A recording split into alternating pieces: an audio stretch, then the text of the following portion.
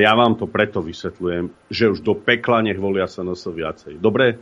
Takže ja som tu preto a mne nehovorte, že vy si to uvedomte, pán Danko, lebo ja keby som mohol, tak Matoviča chytím pod krk, hej? A nie som minister vnútra, ale bol tu minister vnútra a je, ktorý hovorí, že to budú riešiť. Tak nech vyšetrujú tie momky, kde sa ukradli peniaze. Tak ak, viete, som v koalícii, ale prepáčte, čo ja mám dnes zodpovednosť za zdravotníctvo, keď si Hlas vypýtal pri zostavovaní vlády, že oni sú najmudrejší, budú zodpovedať za zdravotníctvo. Cepujte ma za kultúru, cepujte ma za cestovný ruch, šport a cepujte ma za životné prostredie. Ale necepujte ma za niečo, čo si rozhodujú princovia z Hlasu. Keď Hlas zodpovedal za školstvo, nech dvíha platy. Ja keď som zodpovedal za školstvo, tak učiteľom som zdvihol platy o 40% zo SNS. Keď som zodpovedal za vojakov, tak som im dvihol platy. Dal som rekreačné poukazy, z ktorých sa pol národa smialo, ale používa ich milión ľudí.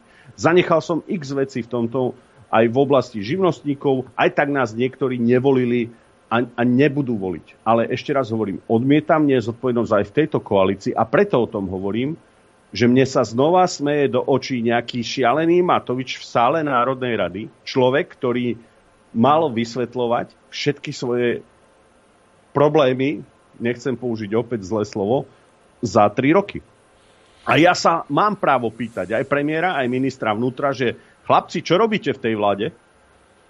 To akože ja práve chcem hovoriť o tom, že niektorým ľuďom aj v našej vláde chýba odvaha veci riešiť, robiť opatrenia, ale našej strane to nechýba. Napriek tomu, že nie všetci sú z našej strany, naša strana robí reformy, ponúkame najväčší počet zákonov, bojujeme, ale odmietam, aby som ešte niesol zodpovednosť aj za to, čo vlastne mňa samého trápi.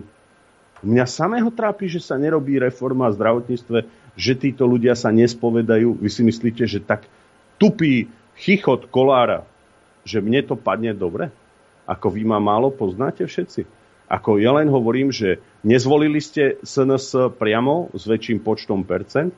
To, čo SNS zodpovedá, za to bojujem. Napriek tej zrade, ktorú som zažil, som presvedčený, že národné sily sa musia spájať, že Slováci sa musia spájať. Mňa neodradí nejaký nešťastník.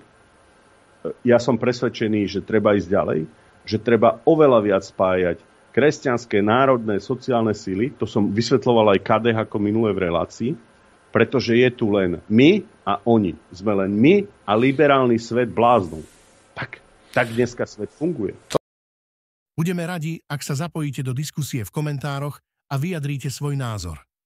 Ak sa vám video páčilo, budeme radi, ak nás budete aj odoberať a sledovať ďalej. Politika denne.